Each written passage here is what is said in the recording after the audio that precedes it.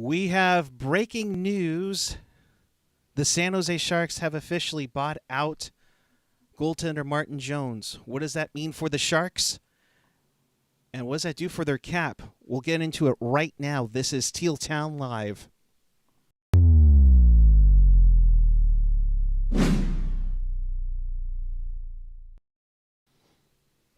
Hello, Sharks territory and hockey fans around the world. This is Teal Town Live on this Tuesday, July 27th, 2021. The San Jose Sharks have just announced that they will be buying out the remaining contract of Martin Jones. So welcome to Teal Town Live. This is your live interactive Sharks show. If you want to be part of the show, here's how you do it. Chat with us and fellow hockey fans on the page or the app on YouTube. Of course, follow us on the social, Twitter, Instagram, Facebook, YouTube, SoundCloud, Reddit, Discord, and of course find everything at tealtownusa.com. Good to be joined by Ian Reid. Ian, bud, how are you? Fantastic. Of course I'm here. Martin Jones got bought out. Who else would be on the show? Yeah. No, I mean it's a good thing for the Sharks. It is a sad time per se. It's like Martin Jones, you're publicly getting fired.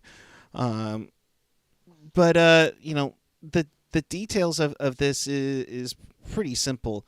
This is what Martin Jones is going to be. His cap hit will look like. Originally, it was at $5.5 million for this season and went down to $5 million, and then $4.5 million the other 2 years.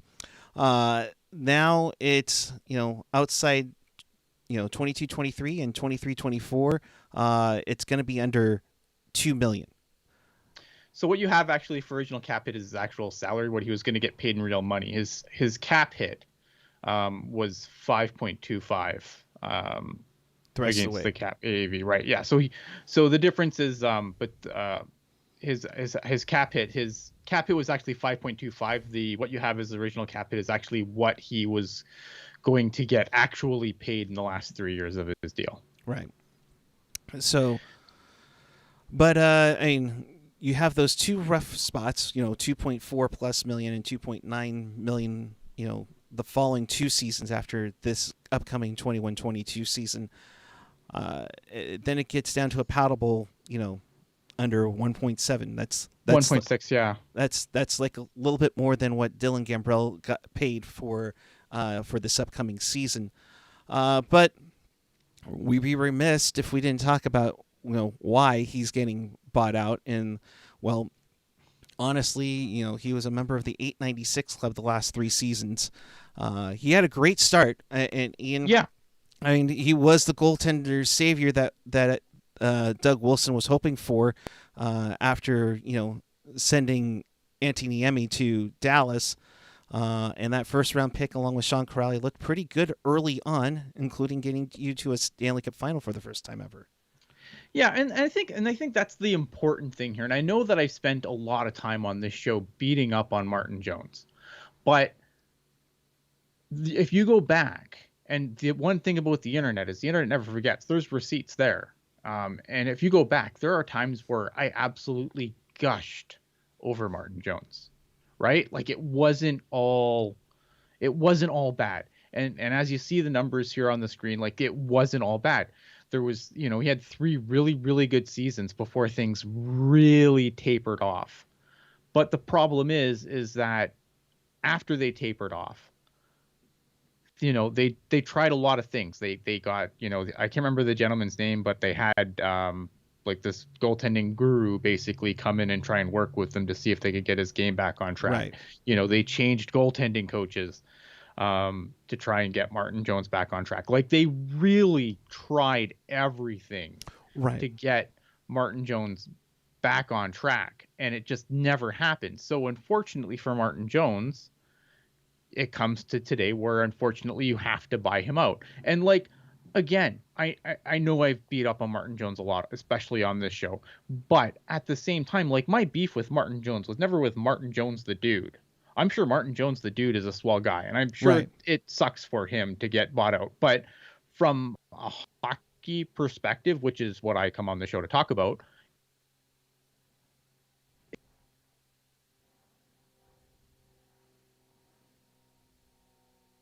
that is what it is, right? And you look at those games played too, like they just they ran the wheels off of him so bad. Yeah. Under Peter.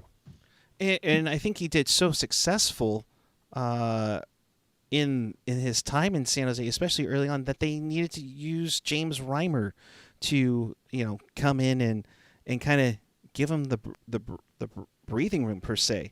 He had a fantastic run there, and to have that extra one, I find it funny that there are some rumblings that James Reimer might be the guy that replaces him, but.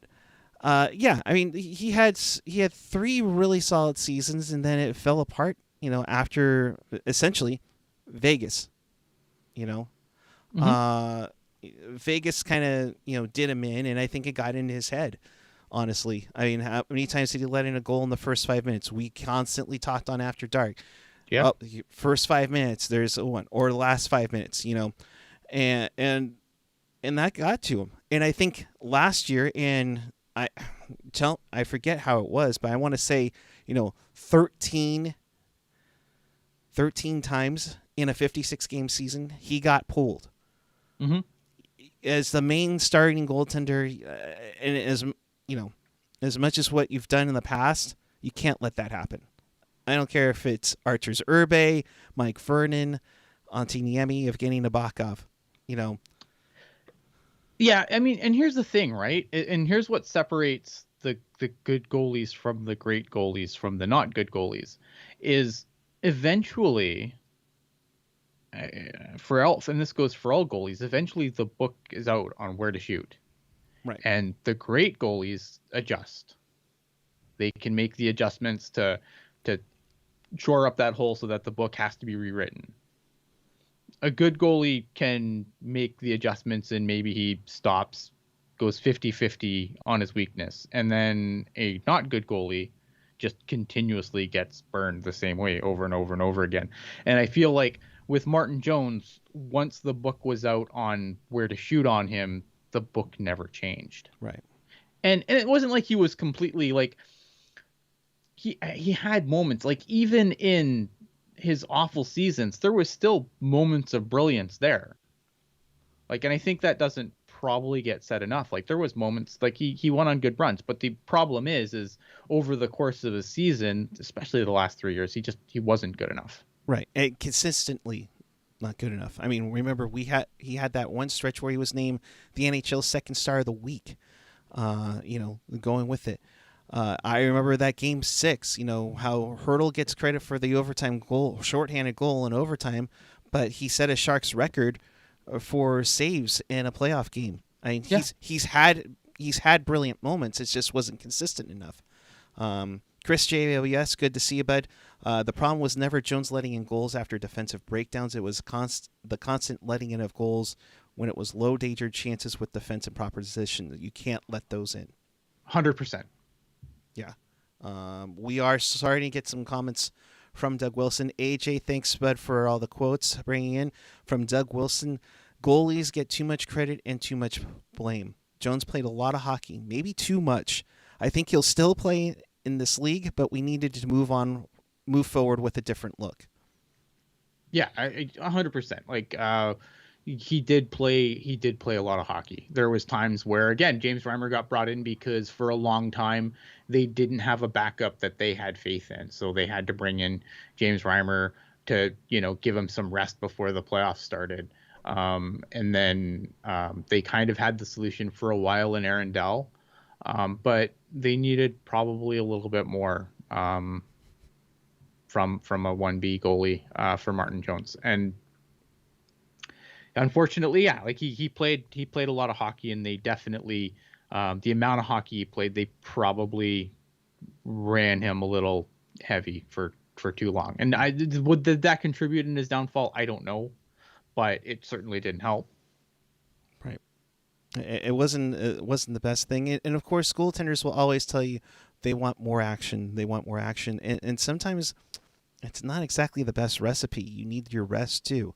And who knows deep down inside if he was dealing with some sort of ailment that's been hindering him, and that's what cost him. But of course, I see like Al saying, EK65 came in 2018-19, and that's when things come down, when you struggle with the defense. And the defense, they have a responsibility to help out their goaltender too. But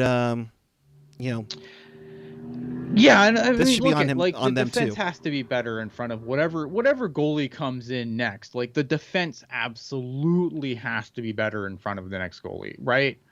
But again, the problem was, like Chris WS said it, like, Martin Jones, it wasn't just the bad goals after defensive breakdowns. It was goals on where guys were in position and Martin Jones just didn't have his angle. Like there was plenty of that. Like it's easy. I understand how people are like, oh, well, yeah, the defense went and, the defense and it's all Erik Karlsson's fault. Right. I like the problem is even that last season where he was an 8 like the Sharks could outscore their problems and then they stopped outscoring their problems. Right. And eventually, like, this team doesn't have the offense to make up for a bad goal, which they were able to do in that what it was 2018-19 or definitely 2019-20. It's one of those things where, okay, is this also part of, I mean, AJ's talking to ad nauseum, Pavelski, Nyquist, Donskoy, but Donskoy wasn't doing anything. Nyquist was okay as much as he. But he was he was a rental. Like he was always going to be a rental. Right. But the scoring dried up, and with Pavelski gone, and you were expecting a little bit more help from the blue line. That's where I think more of the blame comes into play with this, and it's now getting more and more magnified. And I think going into this upcoming season, they need to shore up their scoring. They need secondary scoring badly. But getting back to what Doug Wilson was saying, we explored options that could work for him, Jones, and us, and worked in tandem with his agent. You always try to treat the player with class and respect. The buyout option was the cleanest option. So they did try to do things, but obviously with a goaltender that's sub 900, it's going to be tough to get any takers. Especially at 5.25. And here's the thing, right? Like, you have to I mean, it's good that the Sharks looked, and I do believe, like when Doug Wilson says that, they tried to get the best, make this work the best way for Martin Jones that he could. I take that at face value. Right. Absolutely. The problem you'd obviously have to weigh is if you're going to move a goalie, what else are you going to have to move with Martin Jones to get him traded? Because you're probably throwing in a sweetener.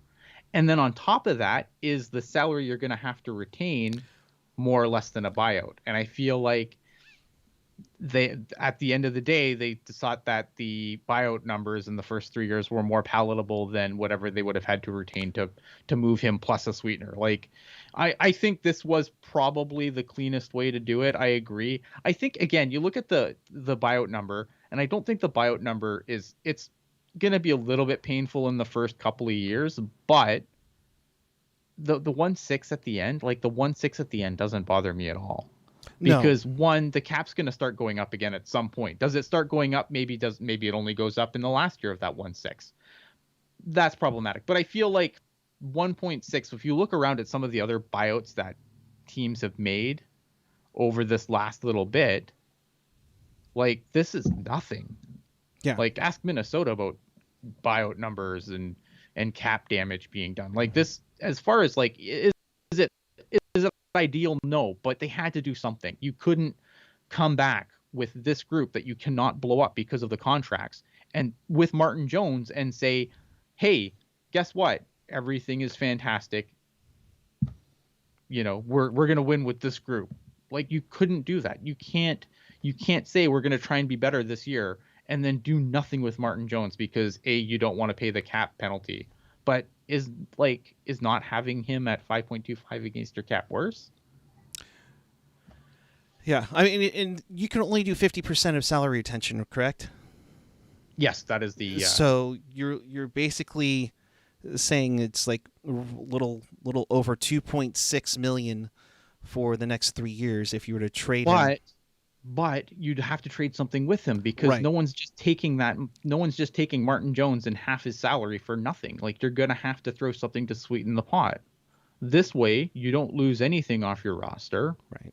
And your cap space is, your cap space, yes, is it going to be completely smooth? No, but you are getting cap savings those first 3 years. And the last 3 years, yeah, okay, it's a negative 1.6 million. But again, that's going to be peanuts. Like, it's right. I don't think we're going to look at this team in 5 years and go, if we could have just signed another player for 1.5, that's where the Stanley Cup was going to be. Damn it. I mean, some people will make that argument, but you won't hear it from me. No, but the point I think trying to make that you're making is that look at the outcry that we had to send a second round pick along with why am I blanking now? Koshinash to Arizona for Aiden Hill.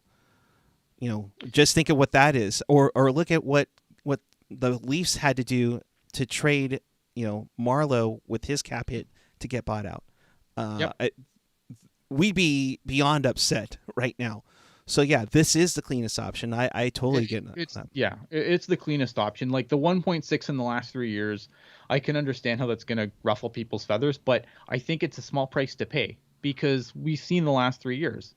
If you think and then watch Martin Jones is going to go to a new team and completely light it up. Oh, but yeah, because that'll be that'll be the most thing that'll happen. And you know what? And I kind of hope that he does, because again, Martin Jones, the guy, seems like a cool guy. Like, I don't have an issue with Martin Jones, the human being. I just don't want to watch him play in net for my team anymore. Yeah. And no disrespect to him. I mean, we had a great time talking about how big our Joners are, but it's time to move on when you're consistently inconsistent and you have an .896 save percentage. It is where it is, and getting to where the Sharks want to get back to, that's the first step to it.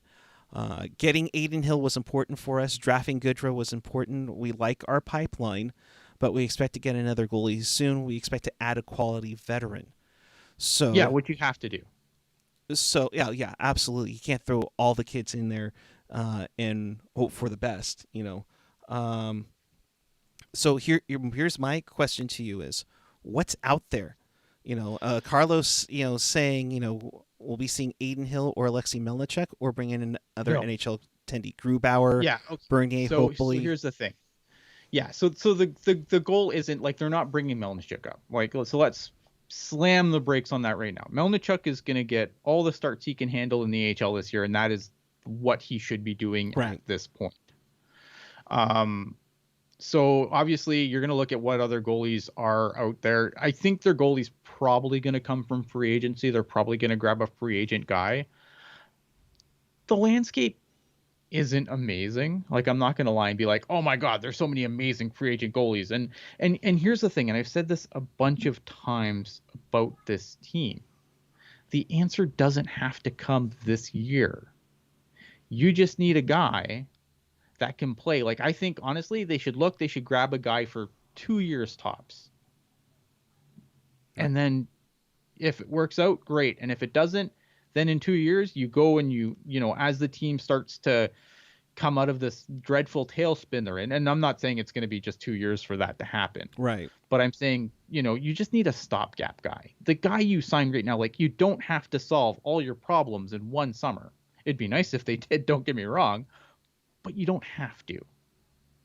Right? So here's the thing. So you can grab a guy, right? Like, obviously some people are going to, I know Braden Holtby's getting mentioned a lot on Twitter. That doesn't excite me at all. He's had some, he had a pretty rough year, but at 1 year, do you hate that? I don't hate it. No. Some of the guys, like, if I was really going to look at a guy, I might look at a guy like Peter Mrazek for a couple of years. I don't think you're going to pry Grubauer out of Colorado. Without a hefty penny. Yeah, right. And again, you're not looking to sign a guy to a big contract, right? You're going to look for a guy who's going to come at a decent contract, who's going to come and share the net with Hill. Basically, I think what the Sharks should probably go with is you need like a 1A, 1B option.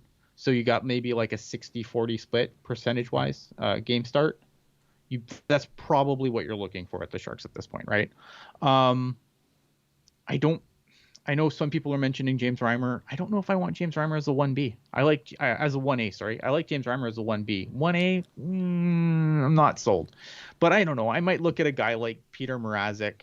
Again, a guy who can come in and play a couple of things. Right. Does the return of Devin Dubnyk doesn't really excite me. I mean, there's not a whole lot here that makes me super excited and says, this is the guy, right? Right. But like bringing in a guy like Jaro Halak for a year, that doesn't offend me. No. I don't know if you want to go with Jaro Halak, but like guys like that, I think you just need to bring in a steady guy, a guy who's going to be good for Hill to mentor. Again, you don't have to solve your problems. If you're looking at maybe like a younger guy that you might want to try something longer term with, maybe a guy like Linus Ullmark.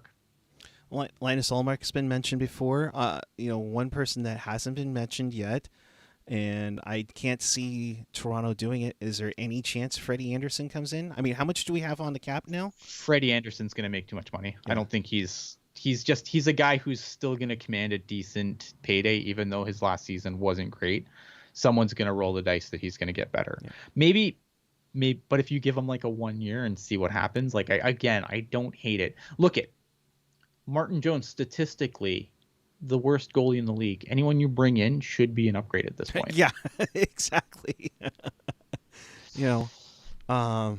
It remains to be seen what's going to happen, or what's out there, because I agree. You need to have a veteran goaltender, and you need somebody that's going to take a lot of pucks and stop them, because considering everything that's gone on with the Sharks the last couple of seasons, you're taking a lot of shots. You need to make stop a lot of pucks on your own, for that matter.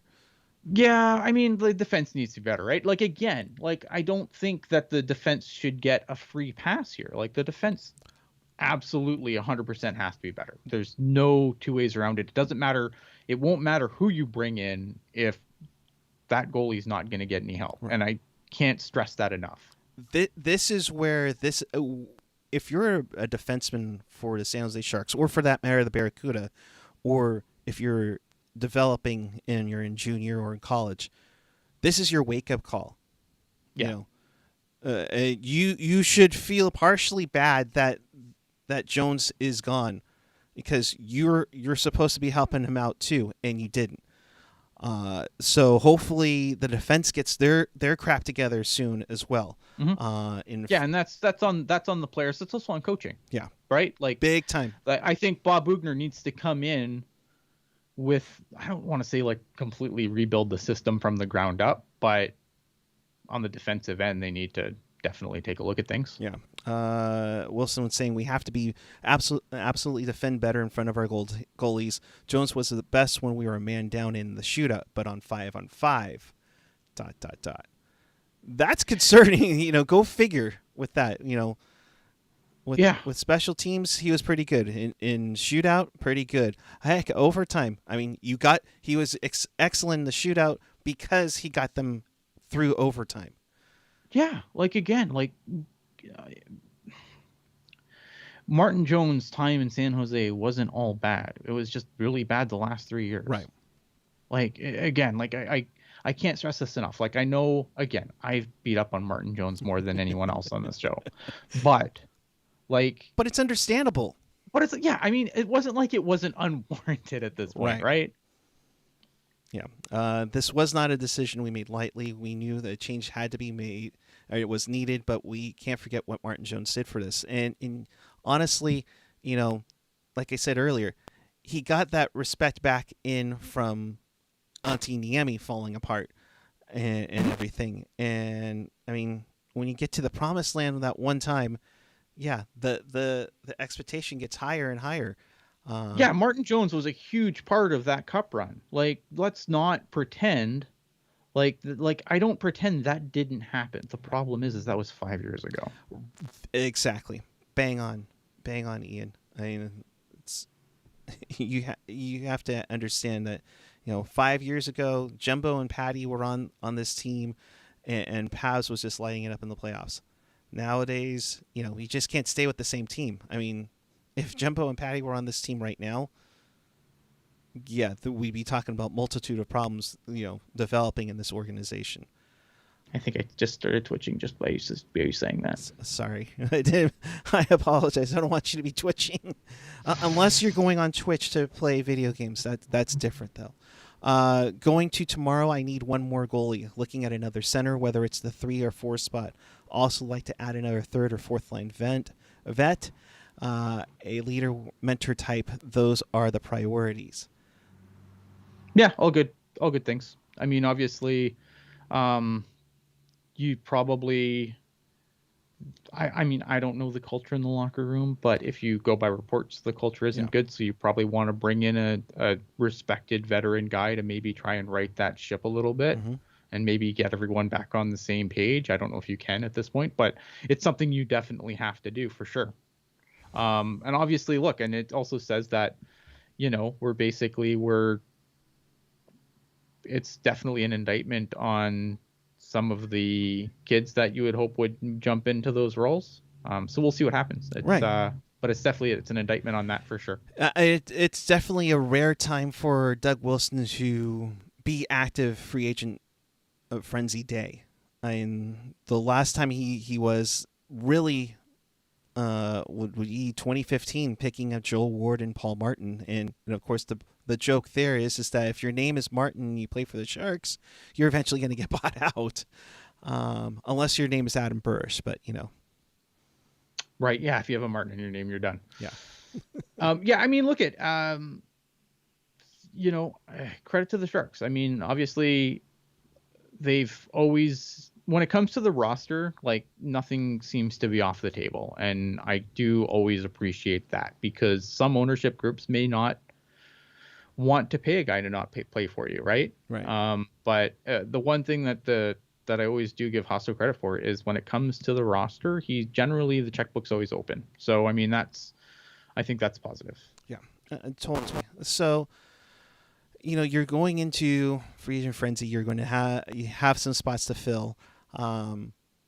Hey, Al Martinet. It's like, I can't wait for Marlo to play the 4th line again. Oh gosh. Kill me. It's like, so, but it's going to be interesting to see what they do and everything. You said they have about $12 million in cap space to go for. Yeah. Yeah. Yeah. So, I mean, you can definitely make some moves there. I don't think you're not going to, the Sharks, they've already got all the big money signed, right? So it's just going to be doing business around the edges now. Obviously, a starting goaltender or a 1A goaltender at least is going to probably cost you a little bit, but $12 million to get the things that Doug Wilson seems to want to get. Right. I mean, it's definitely doable, for sure. Ian, you still with me here? I think you AOL for a moment. There we go. There we are. It's just going to be something that's going to have to happen down the road, and they need to get some players. Yes, that can be a leadership help. For that matter, you need obviously need some help there. You also do need to sign, Aiden Hill. Yeah. Which is one of the other things right now. But again, I don't think Aiden Hill is going to cost you a whole ton of money. You think even after it's like, well, hey, now you have no goaltenders if I don't sign anywhere. He's still an RFA. His option is sign or go home. Yeah. But speaking of goaltenders, I mean, my goodness, what a day. Of course, Braden Holtby gets bought out in Vancouver. And then, of course, you have the craziness of Marc AndreFleury going to Chicago and finding out through Twitter. Yeah, I mean, so let's talk about this for a second. Yeah. So there is something like to admire about the win at all costs mentality, but there's a human cost. There's always a human cost, right? So I grudgingly admire Vegas for they always go. Like, they always go for it. Right. Since they've been in the league, it's been go. And there's a part that I have to grudgingly admire about that. However, there's a human cost, and this team has done some things that are going to hurt it in the long term. And as a Sharks fan, fantastic. Love it. Completely ruin the reputation of your franchise. Like, by all means, I will stand here and eat popcorn and watch and smile. But at some point, this is going to catch up to them. At some point, a guy's going to look, and Vegas will be an option for a place that he can go. And right. he might say, you know what? I like that, but what happens if it doesn't work out? And, like Marc AndreFleury didn't have to go anywhere. No. Right? Like, here's the thing. Like, he waived to help the team. And now, and they just, to do that, like, the guy who's been one of the faces of your franchise since its inception, like the face, it's dirty. Like, it's dirty. They did him dirty. I can't think of another way to get around that. Like, yeah. And what does that tell you? I mean, so Marc AndreFleury, according to Cap Friendly, has a modified no trade. Player submits a 10-team no trade list. So Chicago was apparently one of the teams that he could go to if he supposedly says that he found out about this trade through Twitter. I just think, like, again, like, you can't treat players like this, right? Especially respected players like Marc AndreFleury. Because if you can do that to Marc AndreFleury, you can do it to anyone. And again, right, like, everyone's watching, and eventually it's going to come a time where a guy's going to come and he's going to have options with Vegas or another team on the table, and he might go, you know what? Maybe I'll go to the other team. Or his agent will advise him, maybe you don't want to go there because they do business kind of shitty. So maybe you should go over here instead, right? And that's going to be the cost. It won't be tomorrow, but at some point, that's what Vegas is going to have to. Vegas is going to have to answer for some of the things they've done early on. Yeah. Some news as other things that are coming down. I'll cap with this. Vegas trade practically nothing to get Fleury off their books. So we'll they see. had to do something. Yeah, Vegas had to do something, because their team, where obviously they just brought back Alec Martinez. They don't have anyone that can go on the IR that I know of. So, I mean, they had to do something. Right. They don't have anyone. I mean, maybe we'll get close to the season. They have $12 million in cap space now. So, well, I mean, obviously that'll decrease once Alec Martinez, is that on their books yet? I don't know. Give me a second here. I haven't seen it. It hasn't actually officially gone through yet. So, on Cap Friendly. So, again, they're going to, and they're going to be a guy now that they're going to need a cheaper goalie to come in and play behind Leonard. So, Doug, are you even toying with the thought of asking Chicago for some salary attention for Fleury, for that matter? Because, the irony if that were to ever happen, but haven't heard anything like that. No, it'd just be irony. Just like how everybody was saying, "Oh yeah, go get Gallant," after Pedor went to Vegas. Yeah, it's going to be interesting. Like, the Central's going to be. I think the Central's going to be fascinating next year. Right. Fascinating Central. I mean, Chicago's kind of recouped. They've kind of done their retool or reset per se, especially if Fleury stays in Chicago, which, per his agent Alan Walsh, he's contemplating his hockey future. Obviously, he for sure loves Vegas and he didn't want to leave. So we'll see about that. But Kevin Weeks is now saying that, Keith Yandel to the Flyers. That's going to happen. I mean, they can't on a announce one-year anything deal. till tomorrow. Yeah, not till tomorrow. But now the Avalanche could be working on a trade. So we'll see on that. Maybe that's a sign-in trade for Landeskog. Who knows? I mean, sign-in trades are... Everyone always, the sign-in trade. Like, it's not basketball. These things, like, almost never, ever happen. It's like an offer sheet. It's right. It's like this. It's this magical unicorn Pegasus thing that everyone talks about, but no one's ever seen. All right. Well, with that, I think that brings you up to speed with everything. So in case you missed anything or want to watch this again, check us out on tealtownusa.com or your favorite podcatcher, whether it's Apple Podcasts, Google Podcasts. Hit that subscribe button on the YouTube. Hit that notification bell. That lets you know when we are going live, when stuff like this happens. You know, we only had a few minutes before we jumped on the air. So that notification bell is very important. When news breaks, we will bring it to you on this YouTube channel. Of course, check us out audio-wise with the Apple and Google podcasts, but also SoundCloud, Spotify, TuneIn, iHeartRadio. And if anything, just go to tealtownusa.com, and we'll have all our stuff up there for you. So, Ian, your final thoughts, where the people can find you, and if you were to guess on which veteran goaltender the Sharks would get, where were you putting where are you trying to get your foreseen points from? I'm gonna say Peter Mrazek, because I don't know if there's gonna be like people banging down the door for his services, driving his price up. Mm-hmm. So I think that's the guy that I would probably go with. My dark horse might be a guy like Jonathan Bernier.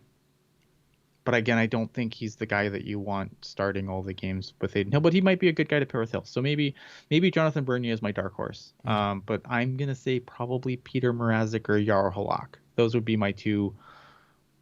Those would be the places I'd go first. Okay. All right. And where you can find me, I am at Ian Blogs Hockey on the Twitter machine. I will have to find something new to have Angry Paddington over, but we'll find something. Gotcha. I'm at PuckGuy14 on the Twitter and the Instagram. If anything happens tomorrow, we will let you know, and we will go from there. I know AJ's working on an interview with the one and only King of Saskatoon, Drew Remenda. So we will see as to how this will go out. But thank you to everyone who was watching, to the 59 of you. Thank you very much. We appreciate it. I think we got up to like 80 at one point, so incredibly appreciative of that. And until we chat again, keep it real, keep it teal, keep it real teal. Thank you, everyone. Have a great day. We'll see you down the road.